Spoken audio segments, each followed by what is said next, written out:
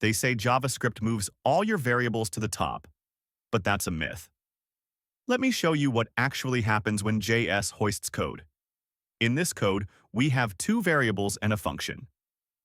We log x and y before and after they're declared, and we call the function print before it's even defined. In any other programming language, this code will produce an error. But JavaScript is so smart.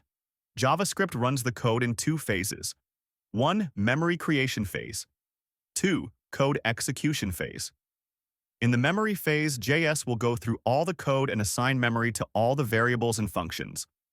All var variables it will create memory and assign in special keyword undefined. And for function declarations, it will copy the whole function code in the memory. Yes, you heard it right.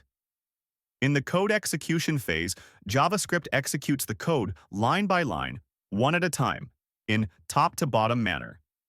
Let's run this code in the editor and see the output. Oh yeah. Logically, it exactly behaves the same, right? So no, JS isn't reordering your code. It's just preparing memory slots for variables and functions before it starts running. So next time when the interviewer asks you about hoisting, don't tell him JavaScript moves variables on the top. Subscribe the Silent Dev for clear JavaScript breakdowns. And share this with someone still confused about hoisting.